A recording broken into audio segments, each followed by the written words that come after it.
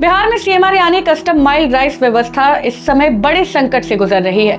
State food corporation के पास करीब 2800 करोड़ रुपए का भुगतान पैक्स का फंसा हुआ है, जबकि दूसरी तरफ सरकारी गोदाम पूरी तरह भर चुके हैं। इस वजह से करीब 30% तैयार चावल अभी भी मिलों और ट्रकों में पड़ा हुआ है, जिसे जमा नहीं किया जा पा रहा है। नमस्कार, बिहार न्यूज टुडे देख रहे हैं आप। मैं हूं श्रुति चौबे आपके साथ।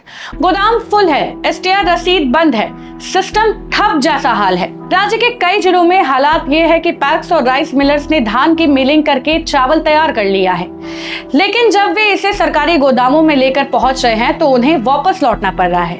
कारण साफ है, गोदामों में जगह नहीं है। अधिकारियों ने भी साफ कर दिया है कि जब तक पुराने स्टॉक बाहर नहीं निकलते तब तक नया चावल नहीं लिया जाएगा। इस वजह से स्टोरेज रिसिप्ट भी नहीं काटी जा रही है। एसटीआर ना कटने का मतलब है कि कागजों में चावल सरकार को जमा नहीं हुआ माना जाएगा, जिससे पैक्स पर आगे कार्रवाई का खतरा बढ़ जाता है। खाद्य एवं उपभोक्ता संरक्षण विभाग ने सीएमआर जमा करने की अंतिम तारीख 15 जून तय की है, लेकिन मौजूदा स्थिति को देखते हुए ये डिलीवरी पूरी करना मुश्किल माना जा रहा है। अगर समय पर समाधान नहीं निकला तो राज्य के कई पैक्स टेक्निकली डिफॉल्टर घोषित हो सकते हैं। इसका सीधा असर अगले सीजन की धान खरीद पर पड़ेगा, क्योंकि डिफॉल्ट पैक्स को खरीद प्रक्रिया से बाहर किया जा सकता है। बिहार स्टेट कोऑपरेटिव बैंक के अध्यक्ष रमेश चौबे के अनुसार पैक्सों को एसएफसी से लगभग 2800 करोड़ रुपए का भुगतान नहीं मिला है। पैक्सों ने किसानों से धान खरीदने के लिए बैंक से कैश क्रेडिट और लोन लिया था। अब स्थिति ये है कि बैंक ब्याज का दबाव बना रहे हैं, मिलर्स को भुगतान नहीं हो पा रहा है, ट्रांसपोर्ट और लॉजिस्टिक खर्च अटक गया है, पैक्सों के पास ऑपरेशन चलाने तक का पैसा नहीं बचा है। उन्होंने कहा कि भुगतान में देरी ने पूरे सिस्टम को वित्तीय संकट में डाल दिया है। रिपोर्ट के मुताबिक अभी भी करीब 30% तैयार चावल सरकारी सिस्टम्स में जमा नहीं हो पाया है। ये चावल या तो मिलों में पड़ा है या ट्रकों में लोड होकर गोदामों के बाहर इंतजार कर रहा है। हर दिन देरी के साथ स्टोरेज और हैंडलिंग कॉस्ट बढ़ती जा रही है, जिससे मिलर्स और पैक्स दोनों पर अतिरिक्त बोझ पड़ रहा है। इस संकट का असर सीधे किसानों पर भी पड़ रहा है। कई जगह मसूर, चना और सरसों जैसी फसलों की सरकारी खरीद ठीक से नहीं हो सकी।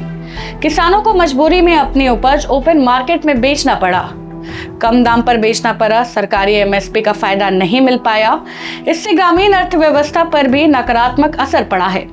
रिपोर्ट में यह भी सामने आया है कि खरीद प्रक्रिया प्रभावित होने के पीछे गन्नी बैग्स यानी बोरे की कमी भी एक बड़ी वजह रही है। समय पर बैग उपलब्ध नहीं होने से खरीद धीमी हो गई। इसके अलावा मसूर, चना और सरसों के लिए सही मार्केट प्राइस तय कर केंद्र सरकार को भेजने में देरी हुई, जिसके कारण मंजूरी भी अटक गई और खरीद प्रक्रिया आगे नहीं बढ़ सकी। जिलों में ट्रक गोदामों के बाहर लाइन में खड़ी हैं, लेकिन उन्हें अनलोड करने की अनुमति नहीं मिल रही है। अधिकारी साफ कह रहे हैं कि जब तक एसटीआर सिस्टम शुरू नहीं होता है, जगह खाली नहीं होती है, तब तक नई डिलीवरी संभव नहीं है। इससे सप्लाई चेन पूरी तरह प्रभावित हो गई है और मिलिंग यूनिट्स की कार्य क्षमता भी गिर गई है। अगर 15 जून तक समाधान नहीं निकला तो कई पैक्स को डिफॉल्टर घोषित किया जा सकता है।